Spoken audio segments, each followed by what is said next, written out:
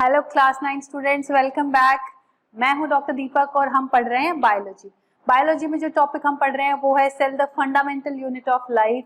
और इसमें अभी हमने कुछ बेसिक चीजें पढ़ी हैं। The major part of the topic starts now. We are going to start with the components which all are present in the cell। कि कौन कौन से कंपोनेंट्स हमारे सेल के अंदर प्रेजेंट होते हैं, क्या क्या हम उनको बोलते हैं और क्या क्या उनका फंक्शन होता है। ठीक है। सो जैसे कि अगर मैं बात करूं, the humans, the plants, the animals, सारे सेल्स ऑलमोस्ट एक बेसिक स्ट्रक्चर सबका सेम होता है, but there are just few differences. तो उन डिफरेंसेस को हम बाद में पढ़ेंगे, but right now we will be talking about the basic structure of a cell. और बेसिक स्ट्रक्चर के कंपोनेंट्स में क्या होगा, the typical structure of a plant cell and animal cell, they show similarities.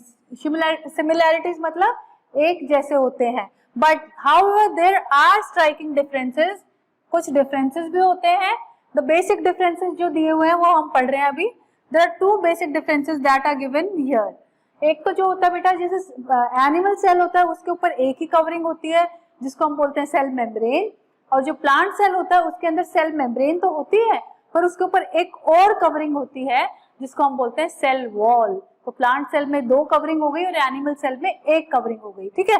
सो सबसे पहले अगर हम बात करें the membranes covering the cell में, animal cell has a plasma membrane और a cell membrane has the outermost covering, and plant cell has an additional covering. मतलब plasma membrane तो है ही बट साथ में सेल वॉल भी है। ठीक है। सो this is present outside the plasma membrane. Number 2 जो डिफरेंसेस है बेटा, कुछ सेल ऑर्गेनेल्स में फर्क होगा। एक तो सेल मेम्ब्रेन में थोड़ा फर्क है, एक सेल के अंदर क्या क्या ऑर्गेनेल्स हैं, सेल ऑर्गेनेल्स में थोड़ा बहुत फर्क होगा। जैसे प्लास्टिड हम पढ़ेंगे, प्लास्टिड में जब क्लोरोप्लास्ट की हम बात करेंगे सेल ऑर्गेनेल की, तो वो सिर्फ होता है हमारा प्लांट्स में एंड एनिमल्स में नहीं होता है। तो similarly there will be few organelles जिनमें थोड़े डिफरेंसेस होंगे। We will discuss every organelle one at a time in detail, और उनके साथ साथ हम थोड़े डिफरेंसेस भी उनके पढ़ पाएंगे। So nothing to worry about in this slide. Just a normal slide to give you an idea of how are we going to study about the components of the cell. The first thing that we are going to study is the membranes covering the cell, and उसके बाद हम पढ़ेंगे cell के organelles या cell के अंदर क्या है। अब मेम्ब्रेन अगर मैं बात करूं तो मेम्ब्रेन में बेटा अभी हमने बात की कि एनिमल सेल के ऊपर सिर्फ एक ही मेम्ब्रेन होगी which is known as the plasma membrane और सेल मेम्ब्रेन। बट अगर मैं प्लांट सेल की बात करूं तो इसके ऊपर एक और मेम्ब्रेन होगी जिसको हम बोलेंगे cell wall. But let's start with the cell membrane first, and cell membrane is present both in plant and animal cells. Okay. So the structure, every organelle, या हम जो भी पढ़ेंगे बेटा we will study the structure, location and the function, कि इसका काम क्या है वो भी हमको स्टडी करना है। अगर मैं स्ट्रक्चर की बात करूं बेटा तो इट इज अ लिविंग, जिंदा है, ठीक है, सेल्स के ऊपर है, and semi permeable. Semi permeable मतलब सेमी मतलब half kind of, and permeable मतलब परमिट। फाइन। तो कुछ चीजों को परमिट करेगी या फिर अलाउ, कुछ चीजों को परमिट करेगी और कुछ चीजों को परमिट नहीं करेगी। सेमी परमिएबल बहुत इंपॉर्टेंट कैरेक्टरिस्टिक है प्लाज्मा मेम्ब्रेन की, that it is semi permeable. मतलब ये इसकी मर्जी है कि किसको अंदर आने देगी किसको बाहर जाने देगी, वो सब इसकी मर्जी से होगा। ठीक है। इट इज इलास्टिक, थोड़ा सा हम स्ट्रेच भी कर सकते हैं, डेलिकेट होगी, ठीक है, and flexible. It is made up of lipids and proteins. Important है कि किस चीज की बनी है, सेमी परमिएबल है। These two things are important in the structure of cell membrane. Moving ahead is the location. Location क्या है बेटा, अगर मैं एनिमल सेल की बात करूं तो ये सबसे बाहर है, और प्लांट सेल की बात करूं तो ये सेल वॉल के जस्ट अंदर है। So the cell membrane is the outer covering of the cell, and इसके अंदर क्या है, साइटोप्लाज्म है, न्यूक्लियस है, और बाकी सारे ऑर्गेनेल्स अंदर है। बट अगर प्लांट सेल की मैं बात करूंगी तो एक सेल वॉल भी होगी बाहर। Right. Now moving ahead with the function. अब बेटा it is the outermost covering in the animal cell, सबसे बाहर यही है, तो कुछ भी अटैक होगा तो इसी को सहना पड़ेगा। So it has to protect, ठीक है, इसको प्रोटेक्शन देनी है हमें। ठीक है। उसके बाद क्या करेगी, तो सेल को प्रोटेक्ट करेगी, उसके बाद इसको कुछ अगर सेल के अंदर आना है या जाना है, all has to be through this, इसीलिए ये सेमी परमिएबल भी है। सो सारा जो आना जाना है सेल के अंदर all will be through cell membrane. ठीक है, ये दो बेसिक फंक्शन है। एक सेल की इंटीग्रिटी है बेटा, अगर वो मेम्ब्रेन नहीं होती तो सारा साइटोप्लाज्म बिखर जाता। उस सबको बांध के रखने के लिए to maintain the integrity of the cell, cell membrane का काम आता है। So it gives shape to the cell, mechanical barrier की तरह काम करती है क्योंकि सबसे बाहर है, प्रोटेक्शन का काम करती है सेल इंजरी से, सेल को इंजरी से। ठीक है, and it regulates the movement, हमने बात करी कि what will go inside and what will come out of the cell, ये करेगी। And it maintains a constant environment inside the cell, जिसको बोलते हैं homeostasis. Homeostasis is a new term for you. Homeostasis मतलब जो सेल के अंदर का एनवायरनमेंट है उसको सेम मेंटेन करना, या किसी भी एनवायरनमेंट को सेम बैलेंस पे मेंटेन करना, उसको हम बोलते हैं homeostasis. So homeostasis is a thing जिससे हम बैलेंस या इक्विलिब्रियम मेंटेन करके रखते हैं। ठीक है, सो सेल का होम्योस्टेसिस कौन मेंटेन करता है? द सेल मेम्ब्रेन और द प्लाज्मा मेम्ब्रेन। अब briefly summing up the structure, it is semi permeable, made up of proteins and lipids, and it is elastic and delicate membrane. ठीक है, अगर location की बात करूं, if it is we talk about animal cell, it is the outermost covering, and if I talk about the plant cell, then it is just below the cell wall. Fine. If I talk about the function, इसको shape देना है cell को protection देनी है, एक barrier की तरह काम करना है, एंड सेल्स का जो टू एंड फ्रो मोशन है, या जहां भी उसके अंदर क्या जाना है, सब्सटेंस का इन एंड आउटफ्लो मेंटेन करना है, एंड सेल का होम्योस्टेसिस मेंटेन करना है। So the next which is given is the diagram of cell membrane in your book. अब बेटा सेल मेम्ब्रेन की मैं बात करूं, so we will be talking about this in detail अभी in the next slide. ये बेटा फोस्फोलिपिड होता है ऐसा, it has a head and a tail. Similarly यहाँ पे हमारा है, ठीक है। so फोस्फोलिपिड हमारा ये होता है, ये इसका हेड है, ये टेल है, तो दो मॉलिक्यूल है फोस्फोलिपिड के, so it is phospholipid bilayer। ठीक है, so जो मेनली जो हमारे इसका होता है वो होता है फोस्फोलिपिड,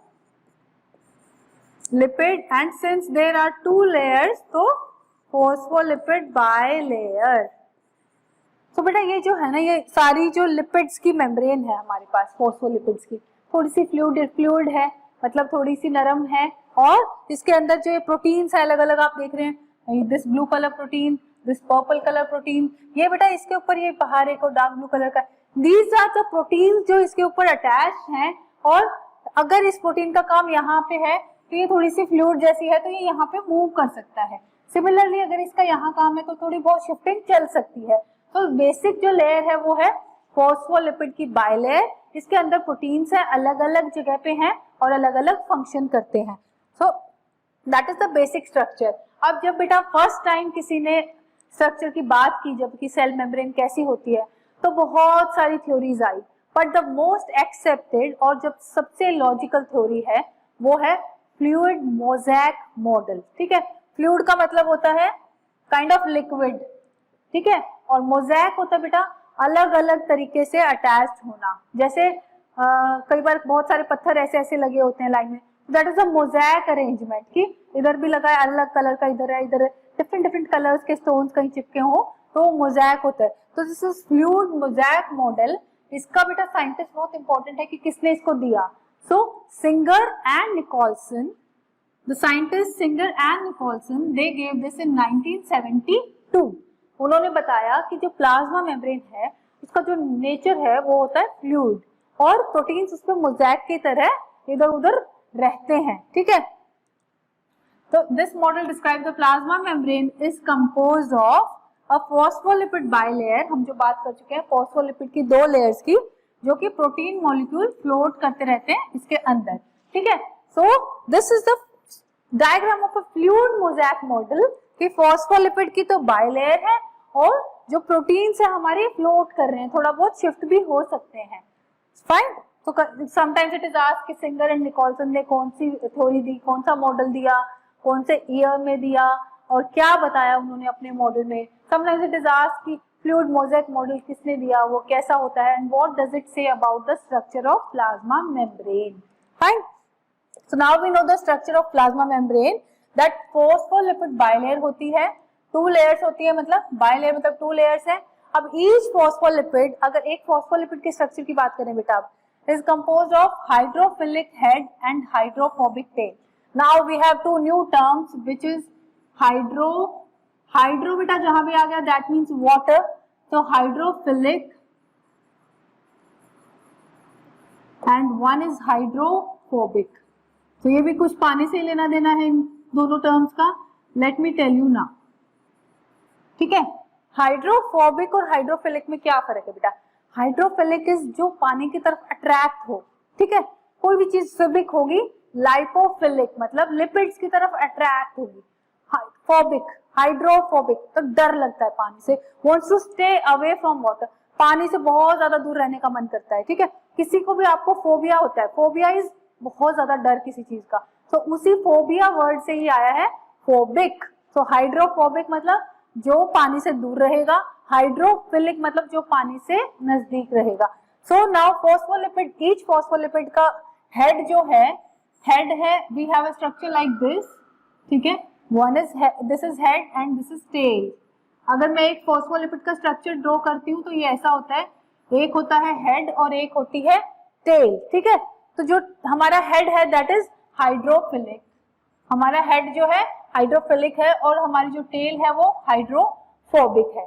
अब hydrophilic heads are attached to the water. मैंने बताया आपको कि हाइड्रोफिलिक जो है वो वाटर की तरफ जाएंगे. They are attached to the water in the cytoplasm या फिर बाहर, जहां भी वाटर मिलेगा उसी तरफ चले जाएंगे ये. Whereas hydrophobic tails repelled by water. Repelled मतलब दूर भागना, अट्रैक्ट होता है उससे अपोजिट होता है रिपेल. ठीक है, उससे दूर भागते हैं.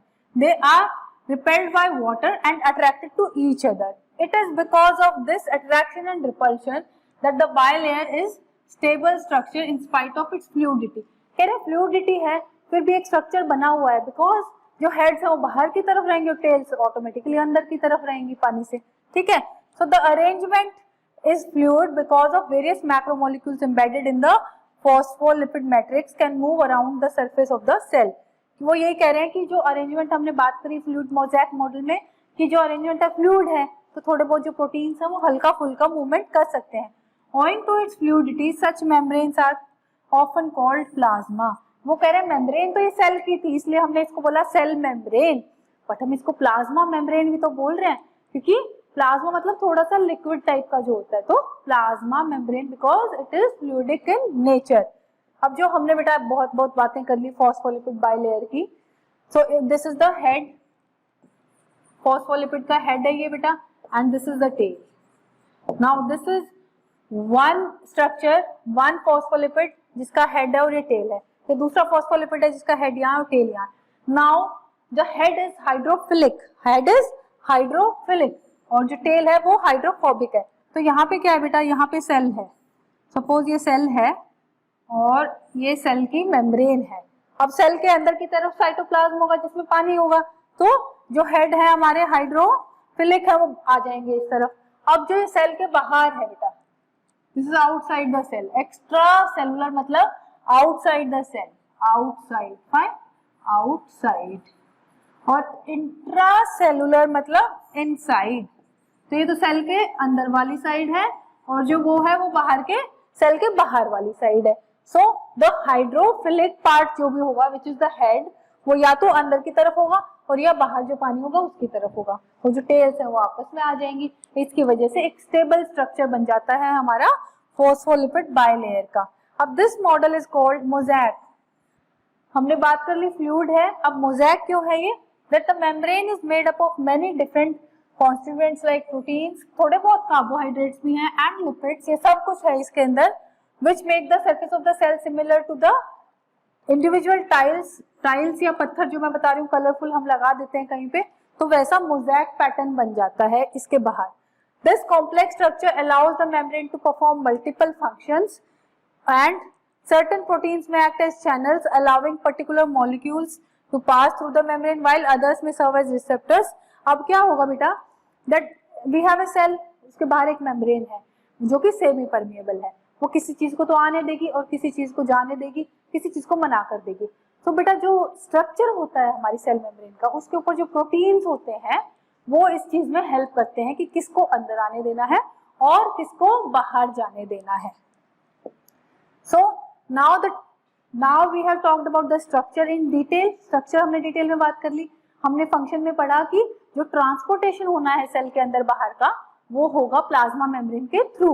अब हमने पढ़ना है बेटा the transportation of the substances through the plasma membrane की कैसे होगा। अब जो ट्रांसपोर्टेशन है बेटा वो 3 टाइप का होता है। One is the passive transport, one is the active and one is the bulk transport. अब पैसिव ट्रांसपोर्ट में क्या होता है बेटा, today we are going to study about the passive transport। जो active transport और bulk transport है that we will be doing in the next video। अगर मैं passive transport की बात करती हूँ तो passive transport में क्या होता है बेटा, anything which is passive, 2 type की चीजें होती है, या तो passive होंगी या active होंगी। ठीक है, passive होती है एनर्जी नहीं लगानी है, अपने आप हो जाएगा वो काम, कोई एनर्जी नहीं लगानी है। एक्टिव होती है जिसको एनर्जी की रिक्वायरमेंट है, एटीपी की रिक्वायरमेंट है, उनमें उनको हम बोलते हैं एक्टिव। और कोई चीज जो खुद हो जाती है उसको हम बोलते हैं पैसिव। अगर ये ट्रांसपोर्ट हो रहा है तो हम पैसिव ट्रांसपोर्ट बोल देंगे। कोई भी काम अगर खुद ब खुद होता है उसको हम बोलते हैं पैसिव। ठीक है, so passive transport is a mode of transport which takes place without the expenditure of energy, मतलब कोई एनर्जी नहीं लगेगी। ठीक है, it either takes place by diffusion. इनमें बेटा 2 पैसिव ट्रांसपोर्ट हम पढ़ेंगे, डिफ्यूजन एंड ऑस्मोसिस, जो इंपॉर्टेंट होते हैं हमारी बॉडी में बहुत ज्यादा जगह पे होते हैं। पहला है बेटा डिफ्यूजन। डिफ्यूजन क्या होता है, डिफ्यूजन और ऑस्मोसिस में फर्क है बेटा।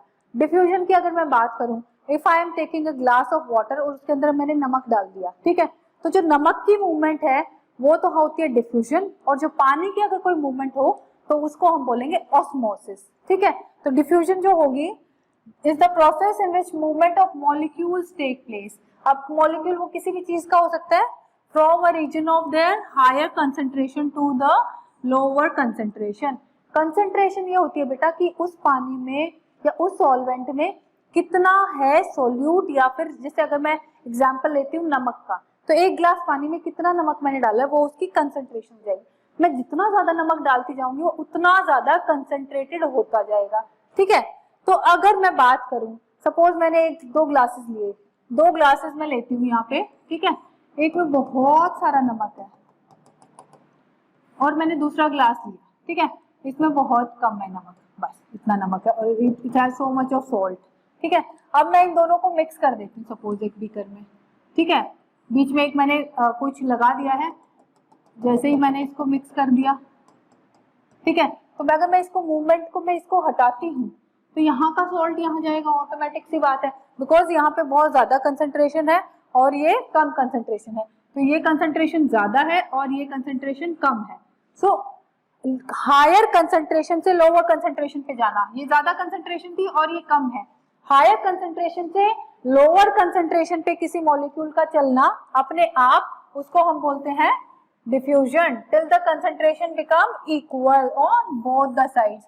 जब ये बराबर हो जाएगा बेटा, इधर भी इतने हो जाएंगे और उधर भी इतने हो जाएंगे, तो मूवमेंट जो है वो स्टॉप हो जाएगी। This is generally applicable for the movement of gaseous substances. ये इंपॉर्टेंट है बेटा, जब भी मैं डिफ्यूजन की बात करूंगी I am mostly talking of the gases. जो गैसेस की मूवमेंट है, ऑक्सीजन, कार्बन डाइऑक्साइड, ये सारी मूवमेंट जो हमारी बॉडी में होती हैं या प्लांट्स में होती हैं, वो सब होती है हमारी डिफ्यूजन से। Whenever I am talking about diffusion, the major movement this is for the gases. Okay, the taking of carbon dioxide from air, हम एयर से कार्बन डाइऑक्साइड लेना, और प्लांट्स की बात करें बेटा कि कार्बन डाइऑक्साइड तो ले ली एयर से और ऑक्सीजन छोड़ रहे हैं by plants, this takes place by diffusion. And the taking of oxygen, अगर हम अपनी बात करें तो बाहर से हमने ऑक्सीजन ली और बॉडी से कार्बन डाइऑक्साइड छोड़ी, ये सब जो होगा ये सब होगा डिफ्यूजन से। So if I am talking about the diffusion, तो उसका जो आपका डायग्राम दिया हुआ है, इन्होंने दिया हुआ है इंटेस्टाइन। इंटेस्टाइन मतलब हमारी आंत, जिसके अंदर हमारा फूड है, छोटे छोटे मॉलिक्यूल्स हो गए, पच गया है यहाँ तक आते आते। ये छोटी सी मेम्ब्रेन है इंटेस्टाइन की, सरफेस ऑफ विलिस का है इंटेस्टाइन की मेम्ब्रेन। उसके बाद होता है बेटा ब्लड फ्लो।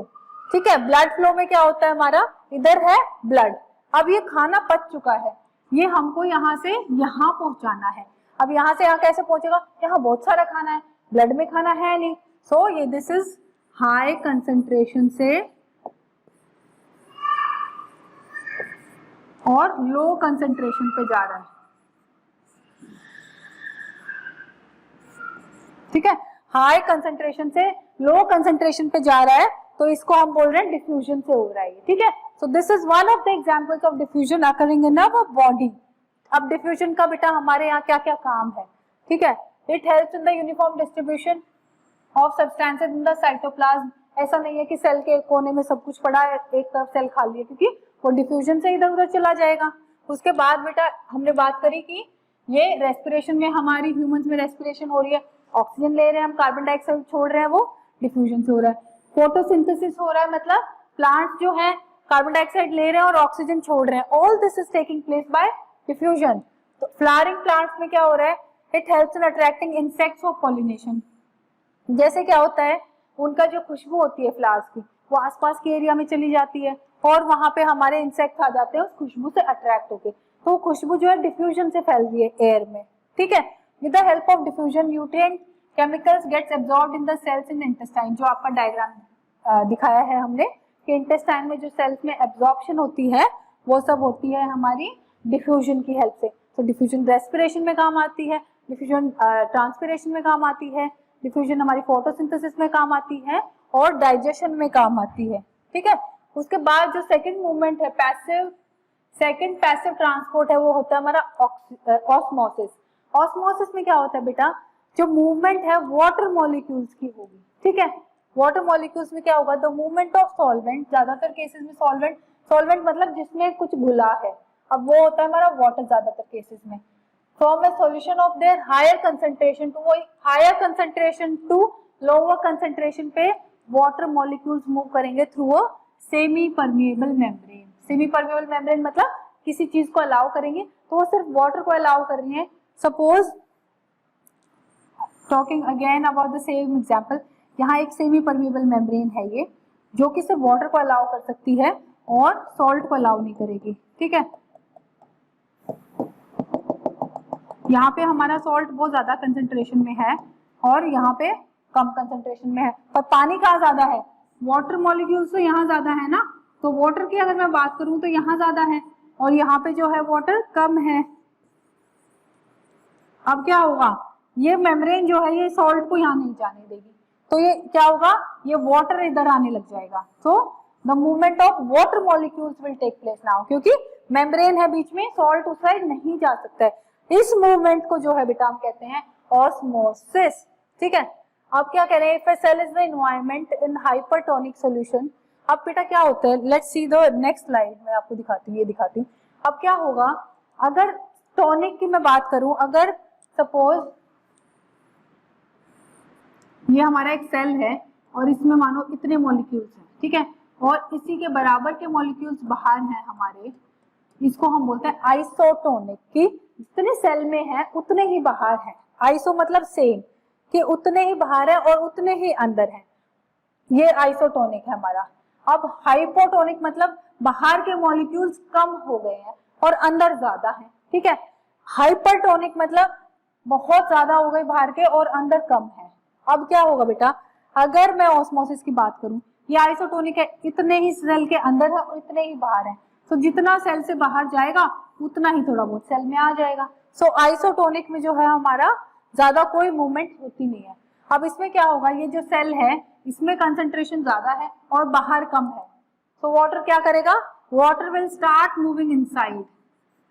सेल की जगह मैं आपको बताऊं, अगर आप किशमिश डाल दो पानी में, अब किशमिश के अंदर तो पानी कम है और बाहर पानी ज्यादा है, अब पानी क्या करेगा, किशमिश के अंदर चला जाएगा और किशमिश फूल जाती है। सिमिलरली सेल क्या होगा, वो फूल सकता है जब हम ऐसे पानी में डाल देंगे तो, ठीक है। बट अगर हमने उसको बहुत ज्यादा कंसंट्रेशन में डाल दिया, तो बहुत ज्यादा कंसंट्रेशन में तो है, तो क्या होगा कि जो वाटर मॉलिक्यूल्स हैं वो बाहर चले जाएंगे और सेल पिचक जाएगा। ये एक जो फिनोमिना होगा ये होगा हाइपरटोनिक सॉल्यूशन में। हाइपरटोनिक मतलब बहुत ज्यादा मॉलिक्यूल्स है, ये है हाइपोटोनिक मतलब मॉलिक्यूल्स कम है, ठीक है। So going back to the previous slide कि सेमी परमिएबल मेम्ब्रेन से ये ऑस्मोसिस होगा, ठीक है।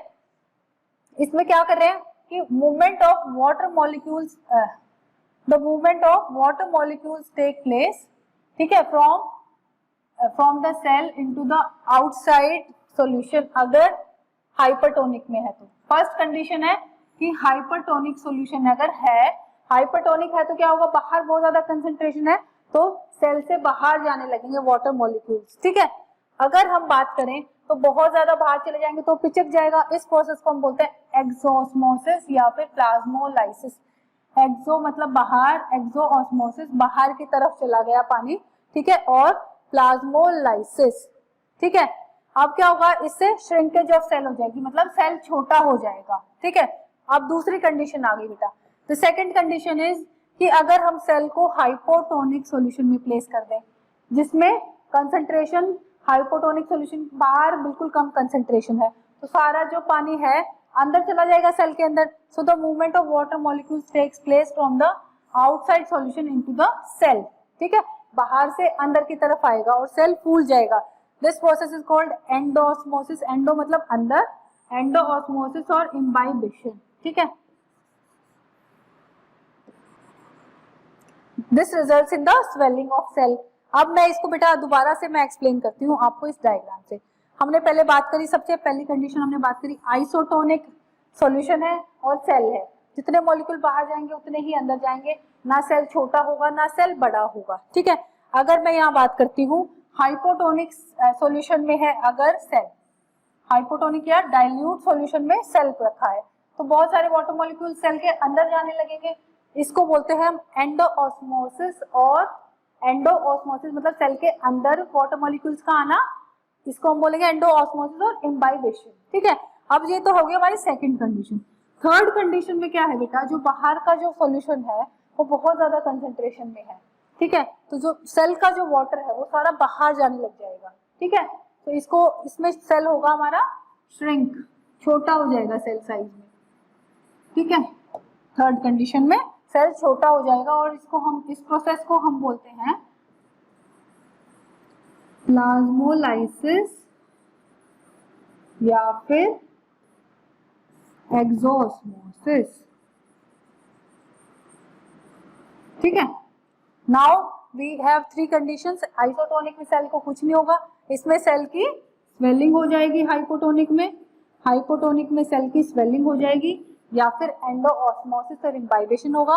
और थर्ड कंडीशन जिसमें हाइपरटोनिक होगा उसमें सेल श्रिंक हो जाएगा या प्लाज्मोलाइसिस होगा या एक्सोऑस्मोसिस होगा, ठीक है बेटा। I know you must be having difficulty in understanding these things because ये थोड़े से ज्यादा थ्योरेटिकल से हैं, so go through this video again and again और आपको ये चीज जरूर समझ में आ जाएगी। अभी हमने एक्टिव ट्रांसपोर्ट की बात करी है बेटा, सॉरी अभी हमने पैसिव ट्रांसपोर्ट की बात करी है।